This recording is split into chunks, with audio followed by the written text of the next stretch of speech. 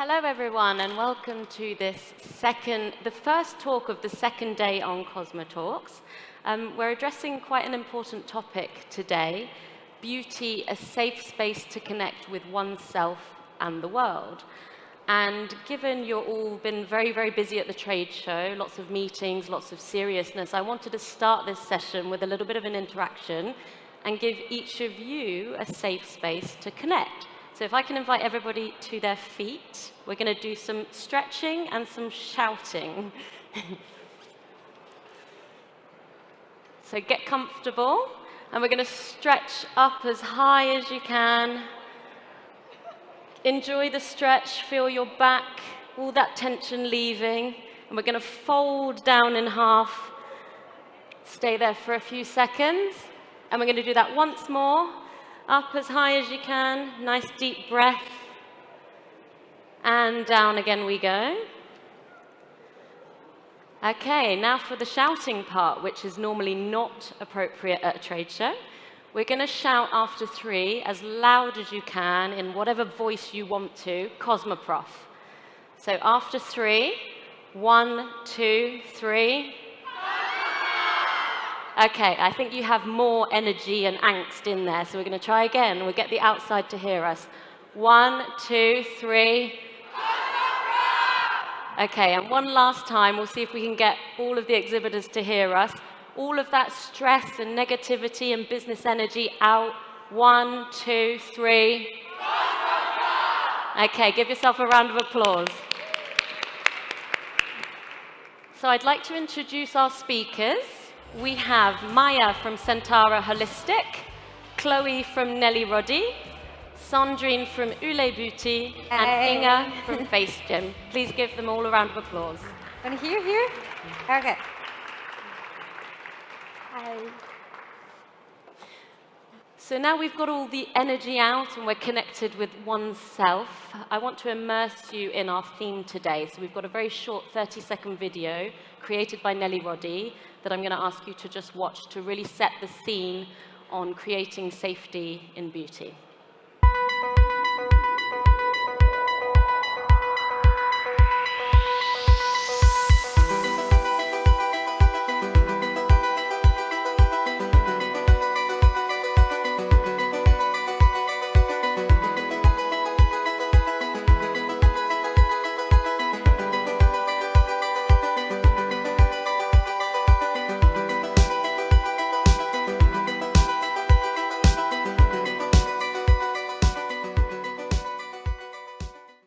So I think that video really depicts how safety and well-being may differ to every individual, which is part of the challenge, I think, with beauty as an industry. So I wanted to kick off the conversation. Chloe, I'd like to hear your thoughts on how well-being and wellness has evolved in beauty in recent years. Yeah, sure. It evolved. Sorry. I cannot hear myself pretty well, actually. That's okay, we can hear you fine. Sorry. Yeah, it's such a central topic. As we saw at the beginning of the video, we saw all this information, the hectic world we live in it. So the consumers feel, I would say, more and more unsafe and maybe more fragile. And this is where the brands have a point to share, a point of view to share, and to help the consumers.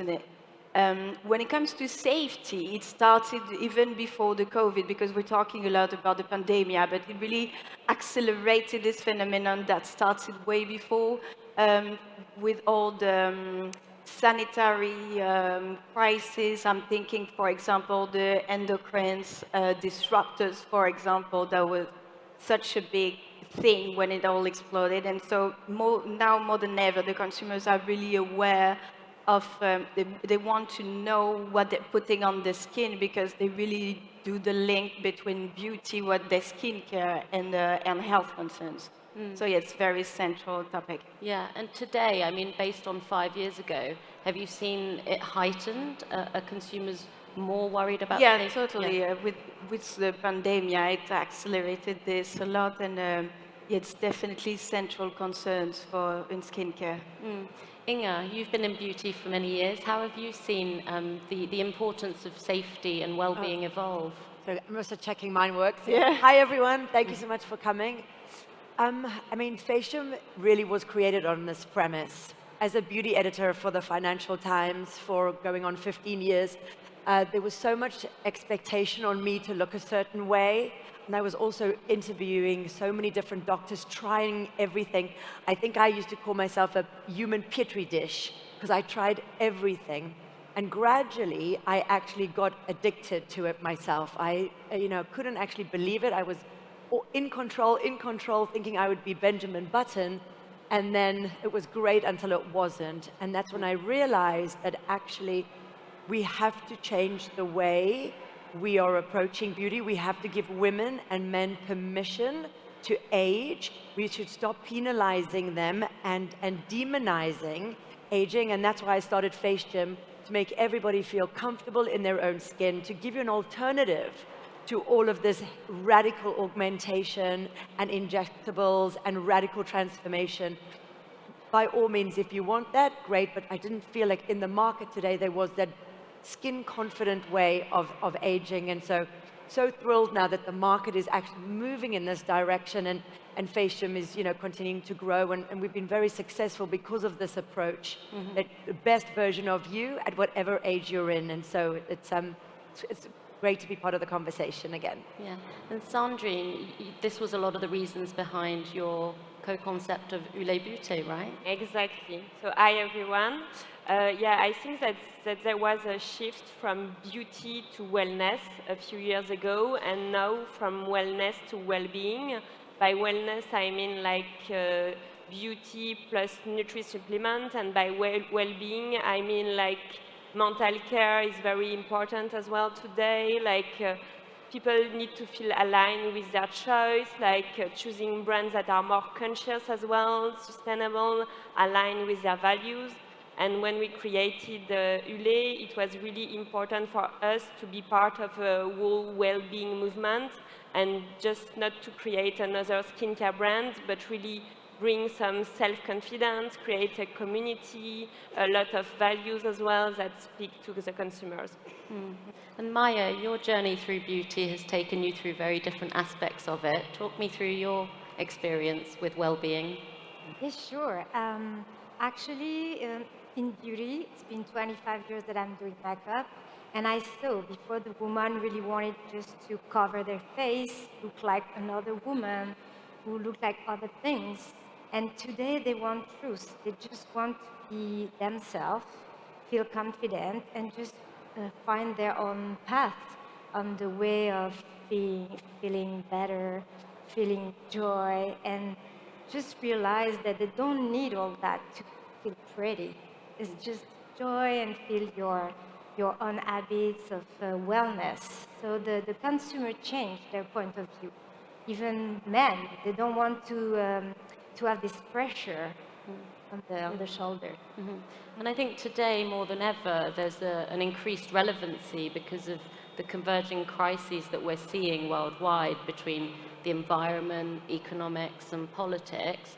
I mean, do you think that is encouraging consumers to find safety and beauty perhaps a bit more, Chloe? Yeah, of course, and to add on to all what the girl said, this quest for safety, reinsurance applies to the formulation itself, but also the packaging that should be made, of course, in a responsible way. But more than just the products, it's also, as you were saying, how to accompany the consumers in its own journey of well-being, whether it's aging or other quests, and how to accompany them, to reassure them, to give them the keys to be more empowered, to be more themselves.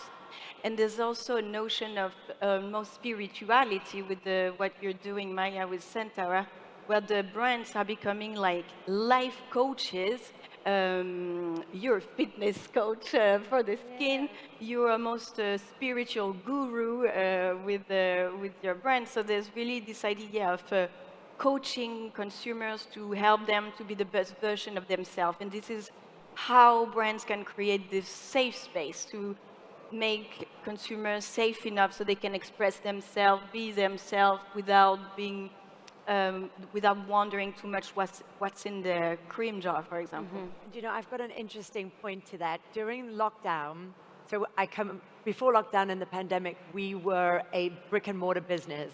So we had, 6 Facium studios.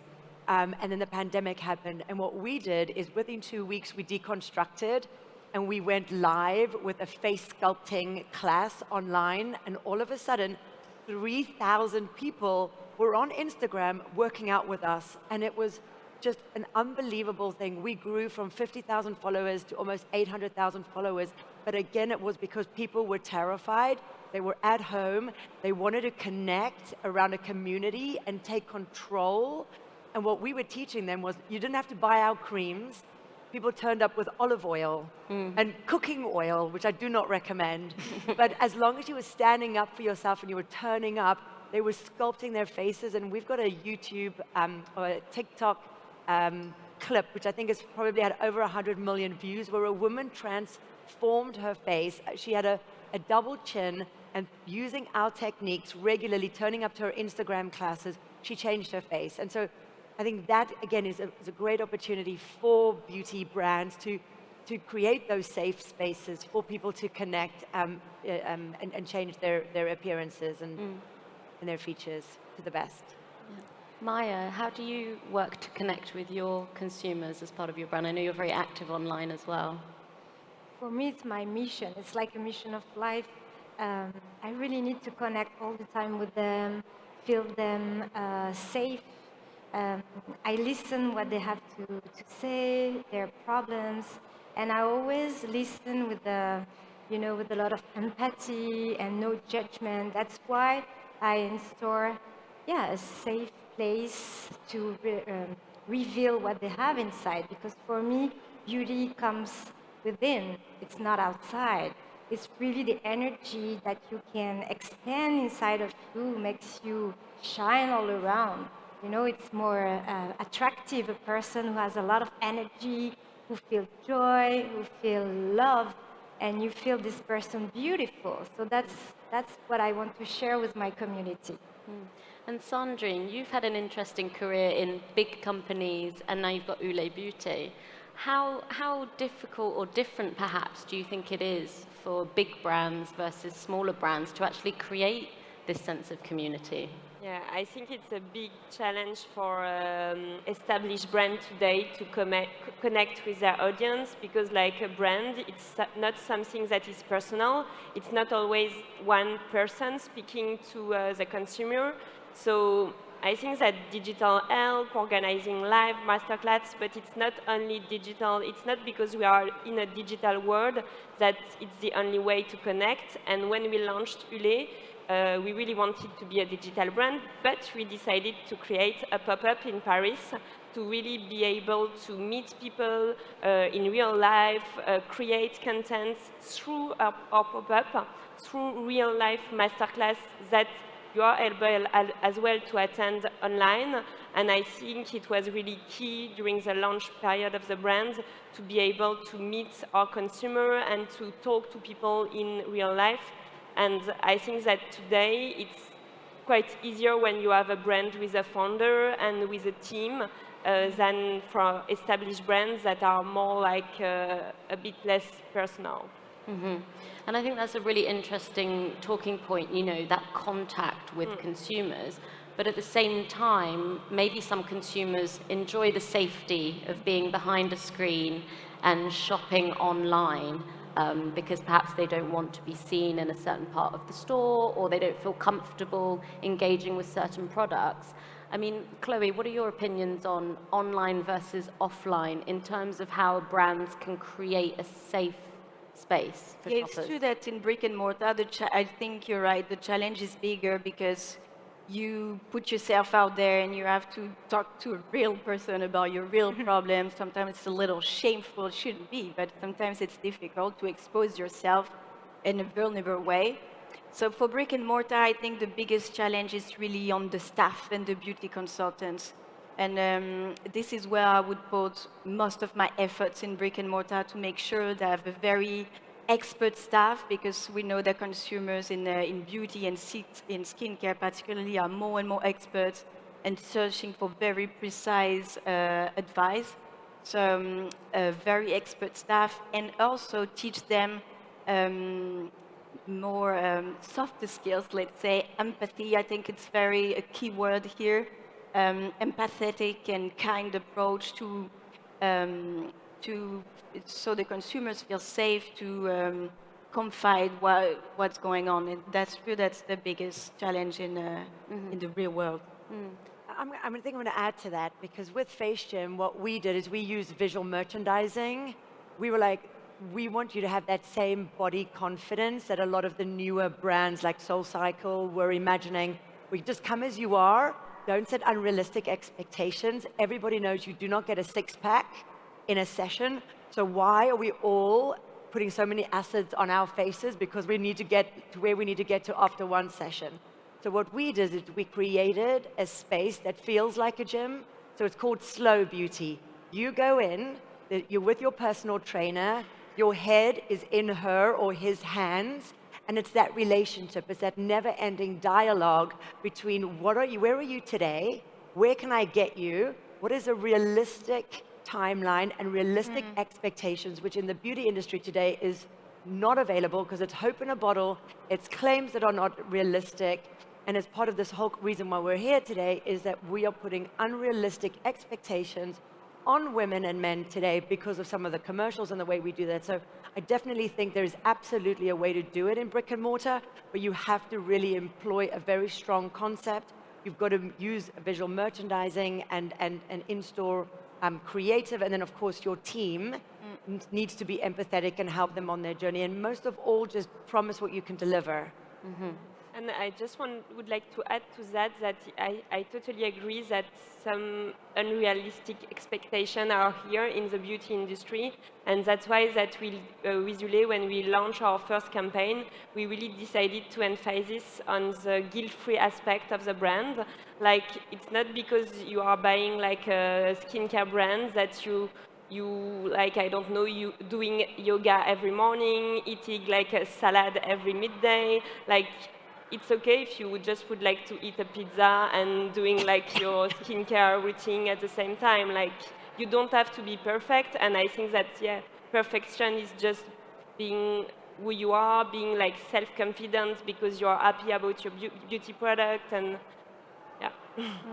And on that point, and you've all referenced it, this concept of taboo topics, you know, it's becoming much more central in beauty as people gain confidence in talking about things that might have previously been disregarded in traditional beauty, things like acne, hormonal issues related to menopause and things like that. So how do brands navigate that? Because that's very new to industry as well, consumers being so open to quite difficult discussions. Maya? I think today it's okay to talk about your issues, because the pressure you don't want anymore, so you just want to feel better. So to feel better, you need to share with the brand. So now we're lucky to have beautiful founders of brand beyond the brand, and I think we are lucky also to have social media, and we can talk directly with our consumers. So that's the beauty of the things, because what we do and what we give to them, it's what also we use for us. I think you do your method and you give what you do for yourself because it's good for you, so you want to share with the others. And today is the truth. They just want to see what we're doing in our life and what works on us.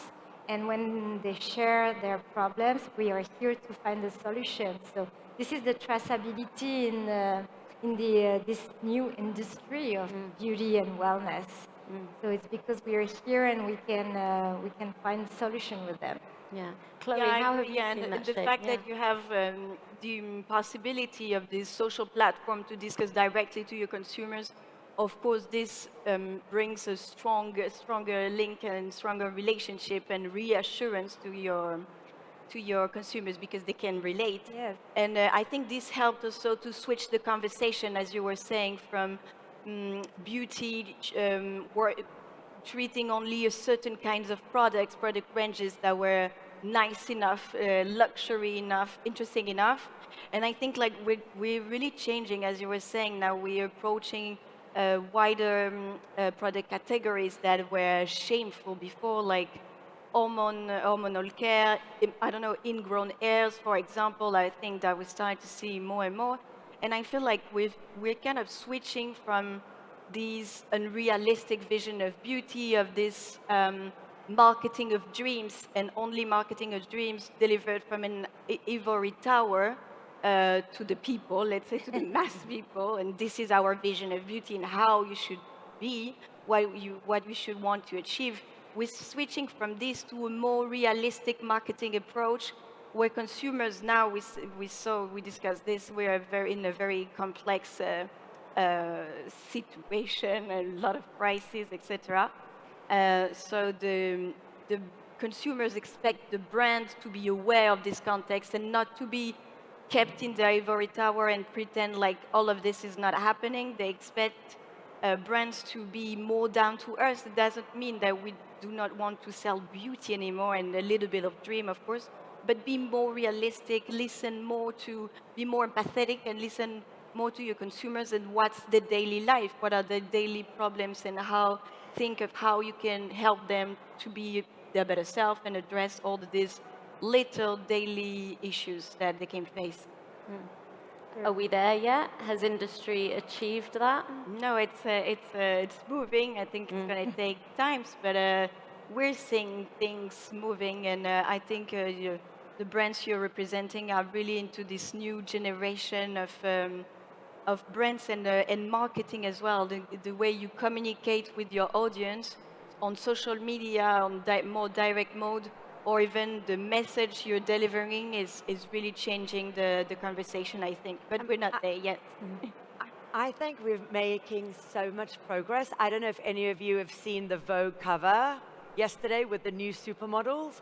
They're all size, I mean, I don't even know, but they're very voluptuous, beautiful women of every shape and every color, and it's Edward Enninful again, just leading the way, and it's just beautiful, diverse, and it's called the new supermodels.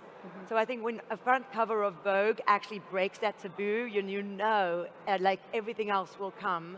And so I think it's an incredibly exciting time for us. As an older lady now, heading to my 50s, really, really fast, I'm so excited because I don't have to be shy about things like menopause. I don't have to, you know, like research and call mother because everyone's talking about it now, and that's so exciting. And then I think you mentioned acne in the beginning. I'll give myself a quick plug. We're launching an acne light shot next week, actually this week. But again, we used our community because community all come together on this. It's such an emotive issue where trust is so important that what I've seen happening is communities are keeping brands in check. So we obviously gift out these products, and then it's up to the consumer to say whether this worked or not. And they are ruthless with you if it doesn't work. And again, so important that we're all coming together because we're all buyers. We're also, some of us are sellers, but fundamentally we're all part of this new generation of community, and we're all coming together to deal with some of these issues, which I think is so exciting. And on those issues, you know, they are more emotive, like you say. There's a lot of emotions behind those. So, you know, standard duty of care is very important for beauty brands, but has this increased? Do you feel more of a need and an importance in that duty of care, Inga? Oh, 100%. I mean, I think, again, just to reference something that's launching right now, Dove have done a massive campaign against the Bold Glamour app. I don't know if you know about it, but it's a huge app. And it actually gives me goosebumps because I've got 2 little girls that are like 6 and 7, and they're going to be coming through this. But the statistics are staggering. 80% of children under 13 in the US have actually used a filter. So I'm going to actually ask you guys, how many of you have used a filter on Instagram? Put up your hands. Come on, we're in a safe space. How many of you have used a filter even today from Cosmoprof? I did, because I didn't sleep well, I'm super tired, I've got the flu, so of course I used the filter. But this is really, really scary for that younger generation. Why? Because 13% of that younger community coming through the US have already suggested they want to augment their bodies. That is a massive crisis that us as the beauty industry need to come together and combat. Because if our young generation already want to go and have surgery at the age of 13, we are doing something terribly wrong, and it's a massive issue. Digital a change and distortion is something we've got to tackle. So, you know, I applaud big brands like Dove for actually taking this on board, but no matter how big or how small, we all have to do that. And that's why, again, even myself, speaking to me now, I should just say, look, I'm feeling terrible and coldy, because that's reality. So setting real expectations is super important. Thank you for that.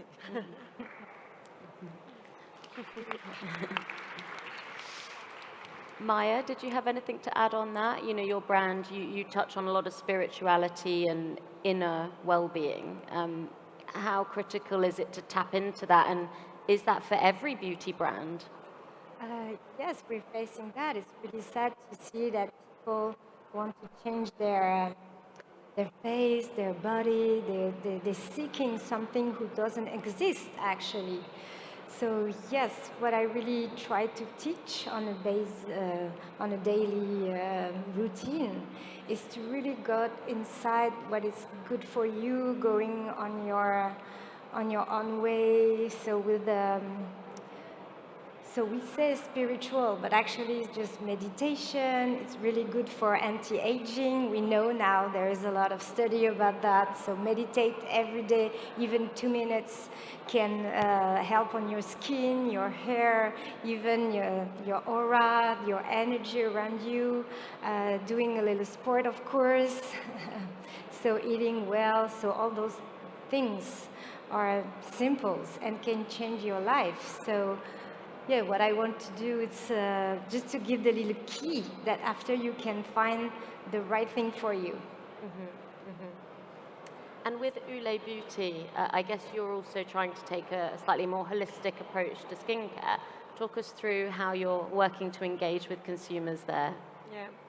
I think it's a very important topic, and we really wanted our approach to be not like as top-down as it used to be, and to really be in a conversation with people. That's why when we launched Ule, we decided to create like a small friends and family community. The name was the Ule Makers. I think there is like 150 people inside of this small Facebook group, and it was really like a conversation with our friends and families to like, what are you looking for? What are your needs? Like, it's not a brand that is telling you you should be more like that or you should look like that, but how do you feel? And we really created the brand with this conversation with this group. And for instance, our serums in the Ule range, they are not answering like directly to skin needs. They really answer on the question like, how do you feel? What do you feel your skin? Like for instance, the serum, it's like envie de calme, joie de youth, Ola plump. It's like, okay, today I feel that my skin needs some calm, so I will use this serum. But the day after, I can directly switch to another product. So, and I think this idea really came from a conclusion to a conversation with our small Ule Maker group.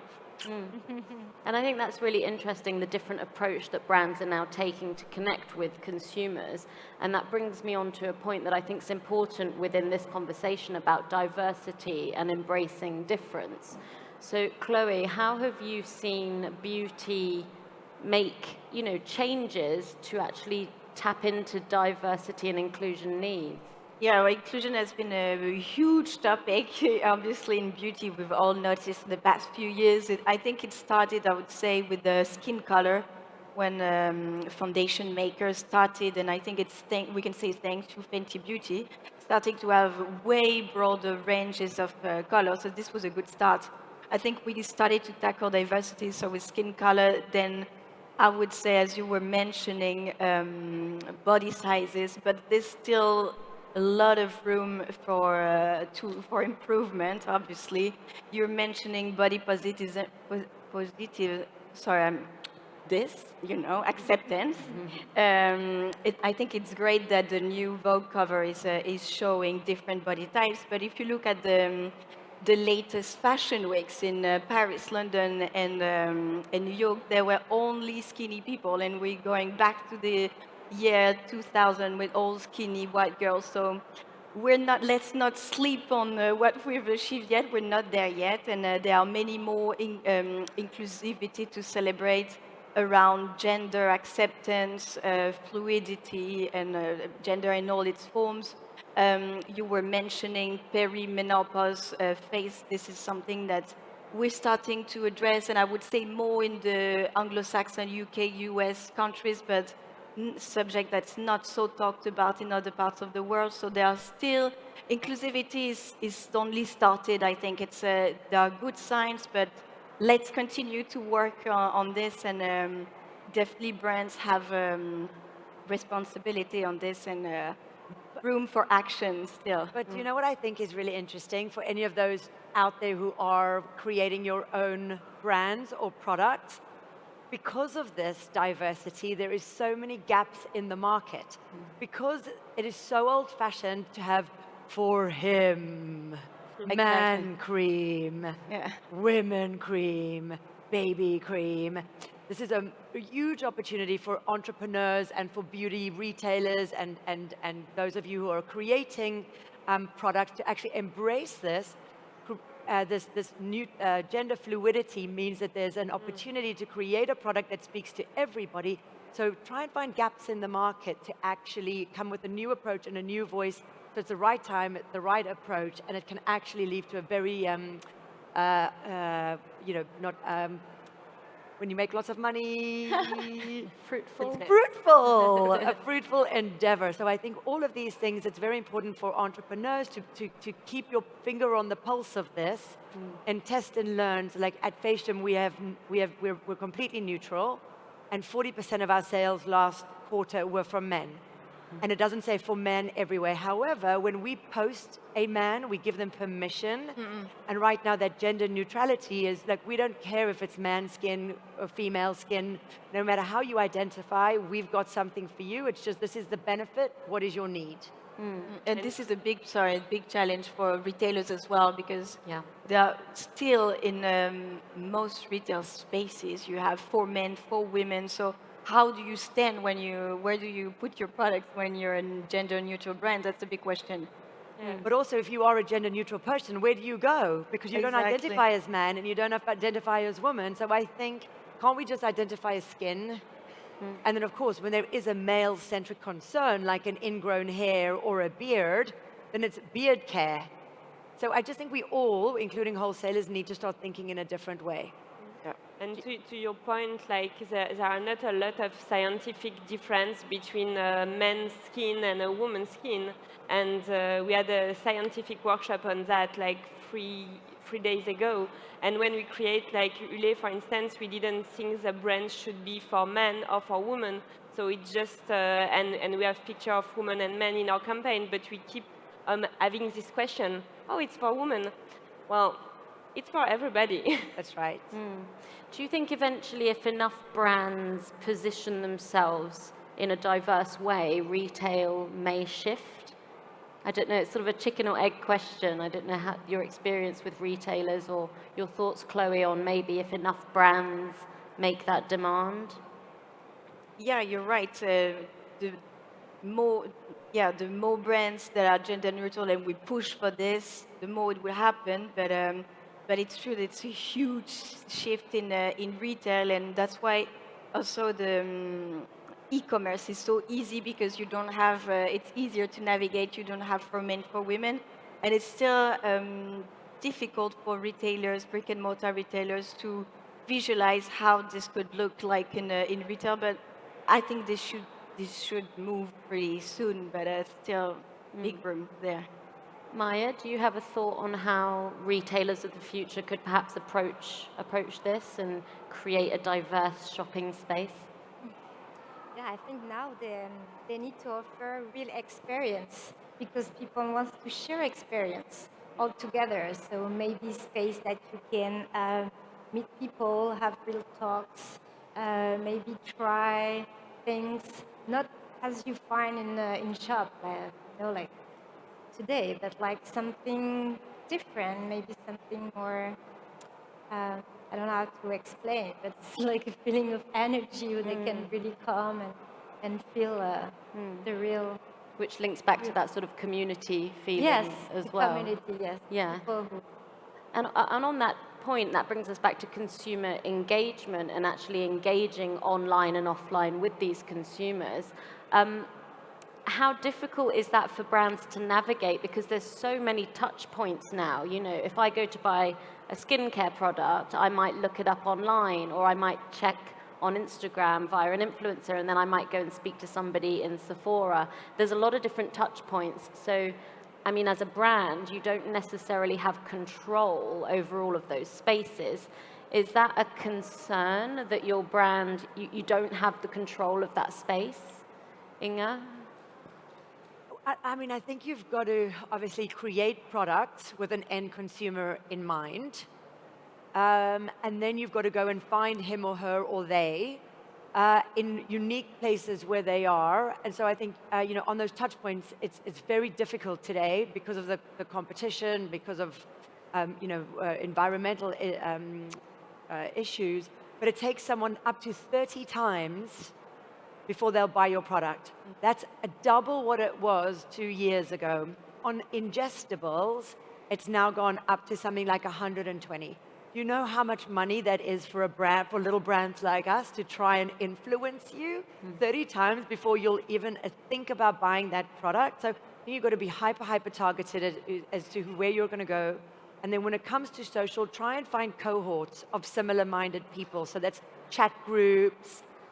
We're doing a lot on gaming sites right now because we can see there's communities, like-minded communities that are doing on gaming. And gaming is one of the fastest growing aggregators of customers for beauty because of the amount of time that they spent there. So there's just lots of interesting strategies you can employ when you are looking for customers. And predominantly, you do have lots of young men on those gaming sites, but it's the fastest growing sector for women, for young women buyers. So you've got to be super open-minded and really look for places where it's not so crazy because promoting your brand online at the moment is too expensive. The customer cost is too great. So you have to be really, really clever with where you go, but keep it narrow and deep is what I would say. Sandrine? And yeah, I think that the key is to have like a seamless experience in your own platforms, like between social media, website, retail. But of course, you cannot control every touch point, as you were saying. But I think it's not a big issue for brands as long as you are transparent. And I think it comes to a very important point on this discussion. I think that there is a major like trust crisis in the beauty industry. Like I think it's like 2/3 of European consumers don't trust beauty brands. That's a lot. That's why, as a brand, I think we all have a mission to give like the right information to the consumer and to really and clear information as well, because you can just give too much information and then you cannot understand anything. So I think that as long as you are transparent, you don't have anything to worry about.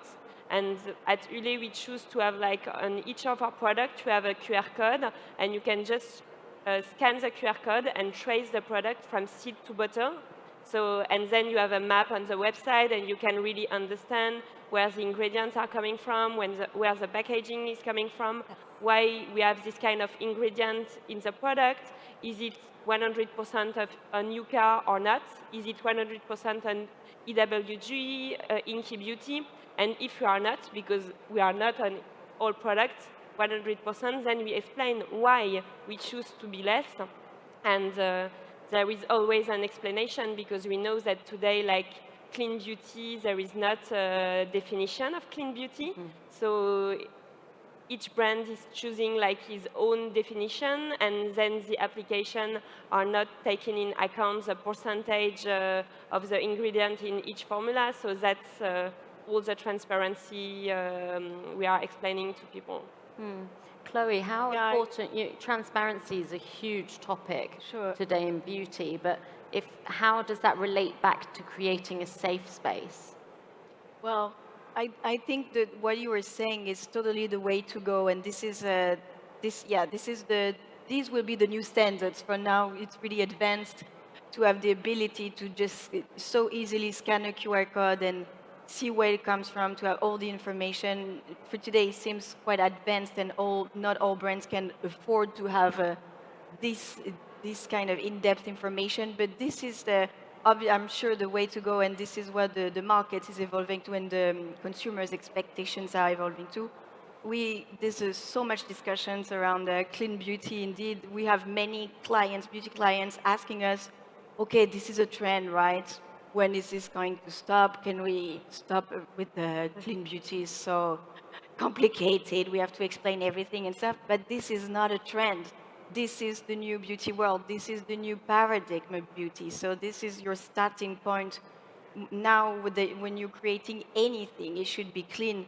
And you have to make clear your own definition of clean, because this is why you were explaining, and you're totally right.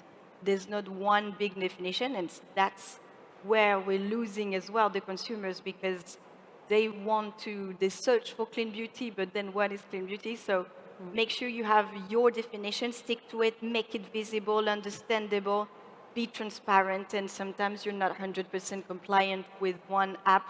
Just say why you chose to use this ingredient that's maybe suspicious to some. Just make decisions, and let your consumer know transparently why you did. This is the key. Building up that trusting relationship. Trust relationship, yeah. I think there's also removing the judgment. I mean, one thing is basically defining what clean beauty is, because I think clean beauty washing, greenwashing, no one knows what it is. We follow Sephora. Yeah. Clean, what does that mean, really? What is the global standard? We all know that we're all governed by safety regulations. Nothing that you put on your skin can harm you. That's like basic. So I do think brands need to come together and align on a global standard that we can all agree on, because we're exactly the opposite. You grow your seeds, and I do everything in a laboratory. So from my perspective, I think it's safer if it's made in a laboratory. I think it's more powerful if it's made in a laboratory. And I think there's much less impact on the environment if I've taken a small little piece of yeast and I fermented that in a lab. So I'm on the biotech side of things. And so, there's no judgment. You can either go for that or you can go for this. And that should be up to the consumer's choice. To be a safe space. And, with this hating that you often see on Instagram, whether, but it's not clean or it's filthy, that whole idea is just, a lot of it's misinformation. And so I think we all need to come together as an industry and align behind what is real and what's not real, so that we can actually then get the trust back from our customer, because if we're confused, she's confused. Right, yeah. And coming back to the consumer and the topic of today, I think self-expression is quite key to this whole connecting with oneself. And we've seen that become increasingly important with people wanting to express themselves through their hair color or their makeup choices, fashion, and it's really becoming very key for identities today. So how can brands work to empower their consumers to be more self-expressive? Maya? So, every day, the consumer today in wellness become expert, because they know when they're coming to your brand or yours or mine, they know exactly why they're coming to see you. So you need to offer the best of you and have the transparency, as you say, always be truth with them, and also know why you're doing that, why I'm doing this, and you, and just have this flow between the consumer, and because they know now we have access to everything on Google, we can find the product, the source of the product. So today I really want to offer something totally safe for my consumer.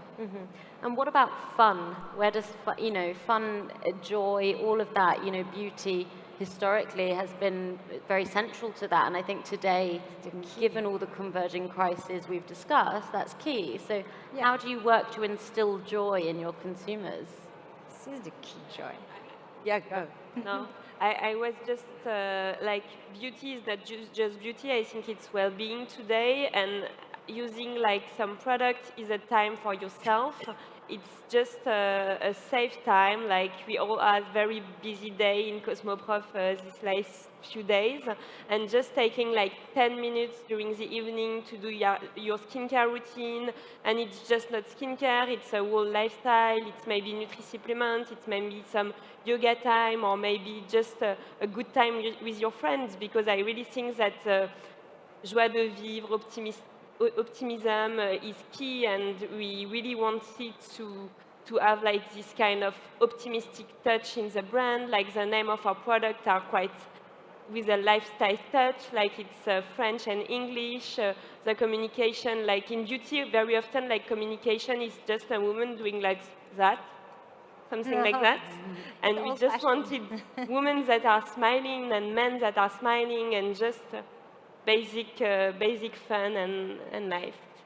We've really, through the pandemic, we obviously became omni-channel, and so we invite our consumer to come and train with us, to come and do facial exercises with us, which has worked incredibly well, because we put on whatever your jam is. Sometimes it's Whitney Houston, sometimes it can be Wham, whatever it is, but we get everybody together, and that sense of community, whether it be in real life or digital, just brings the fun.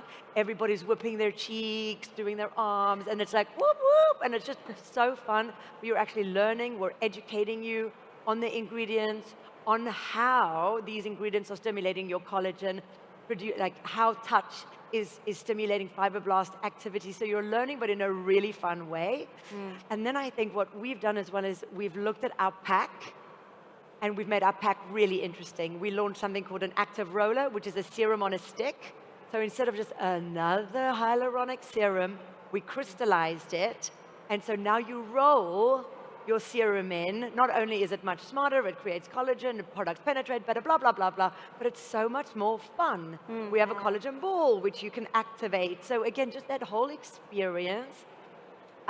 We've tried to push the boundary so that ritualism, my morning routine, my 5 minutes uninterrupted, no matter what's happening, me time, is really more fun and engaging. And I think that's what's really helped our business fly today.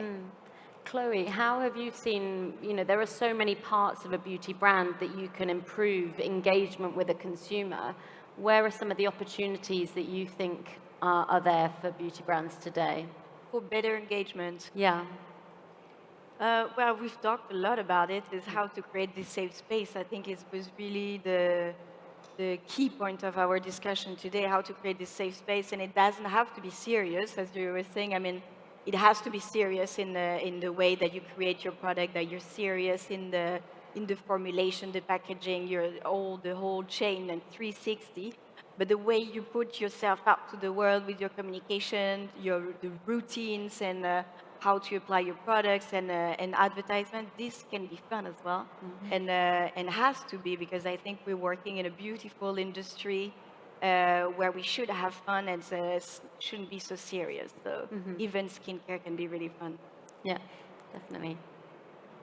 Oh no, I totally agree. I actually tell myself sometimes when I get incredibly stressed about what we're doing, that we are not saving lives. And when I stay up late at night and I'm so moody and upset because something has gone wrong, there's fluff in my packaging, or because people are wearing masks and everything has gone wrong, or they've lost my packaging, I try and just convince myself it's still skincare.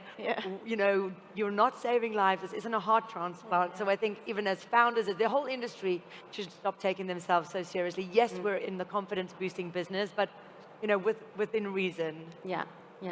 Now we've got some very successful founders and expertise on stage. Was there any questions that anybody had for our speakers today on the topic of safety and well-being? I'll make sure that they sort of stick around at the front as well if you wanted to speak to them individually. But just to wrap up today's conversation then, I want to do a sort of quick fire session with each of you, looking ahead, trying to brainstorm what the future of a safe beauty category would look like.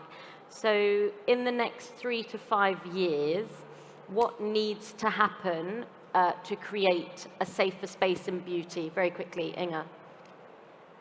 We have to continue to set realistic expectations of ourselves, and that is so, so, so hard. So we have to redefine as an industry what good looks like and what best practice is and what beauty is. And so I think we have to really be embracing this kind of everybody where they are at whatever stage they're at and give people confidence back.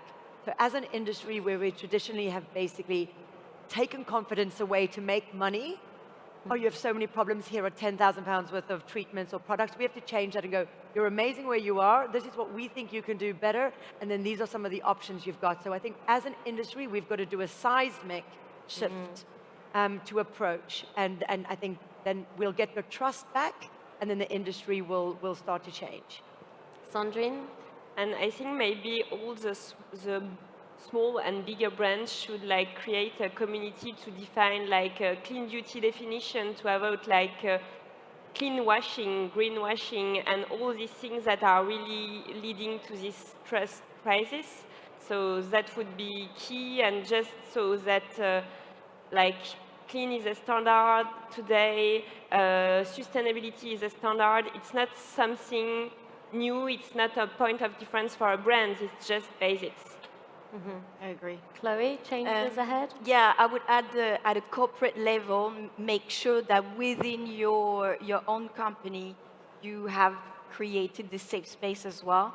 That I mean that the values that you're bringing to your consumers, you do own them as well in the inside of your corporation. If you're talking about inclusivity, make sure your company is inclusive, because this could be seen as well as social washing. And if from within you're aligned with your values, it would translate obviously on your products. Maya? I think in the future we really need like new generation of retails, because today they are not made for the wellness. So we need new retails with the understanding of this emergence, and also where you can have real experience, real talk, and also education, because you can't find a good education, and it's all going in all directions. So yes, new area of shops and New studios shopping and maybe spa as well, because the spa is still very conventional. Yeah. Okay, my last quick fire then. What are you each most excited about if we think about the future of beauty in the next 5 years? Maya, most excited? It's gonna be amazing, yes. It's just the beginning of a new area. Like people, there is a merge of consciousness. So now you are all ready, and it's just growing and all together. So it's beautiful. I think we're just right in time. Chloe, what are you most excited about looking ahead? Being here at Cosmoprof, I think what's very exciting is to meet all of you people coming from all around the world, and I got to know so many new brands that I'd never heard about, and I think the excitement is knowing to know more brands from far parts of the world and discover new approaches of beauty, new ways of doing, and I think this is really exciting, sharing experiences. Sandrine?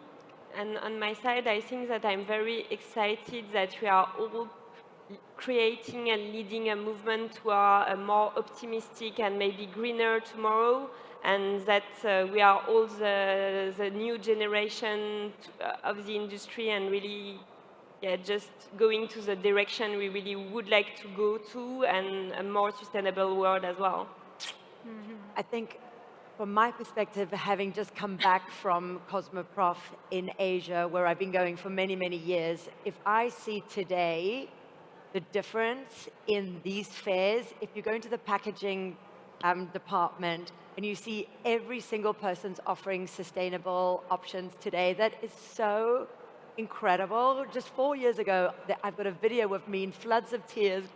I'd flown all the way and didn't even know what sustainability was. So the pace at which the beauty industry and the manufacturing community have embraced this is staggering to me.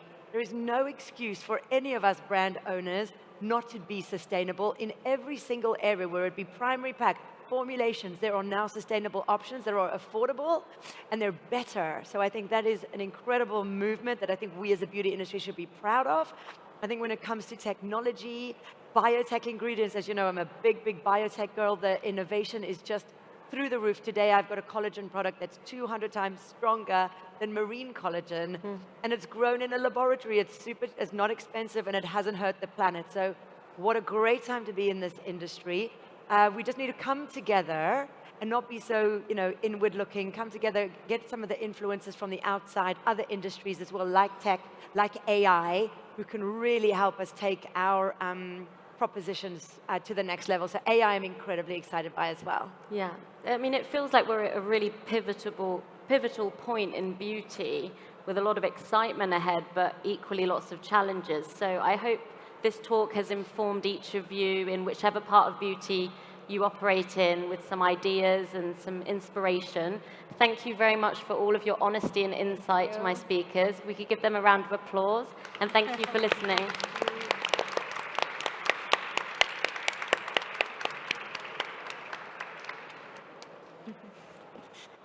Thank you. So stick around. Okay.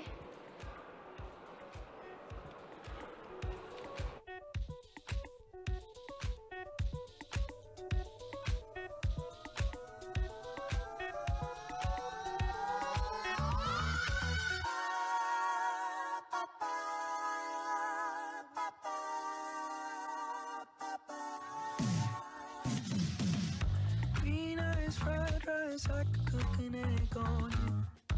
Late night game time, coffee on the stove. Your sweet ice cream, but you could use a flake or two. Blue bubble gum twisting around your tongue.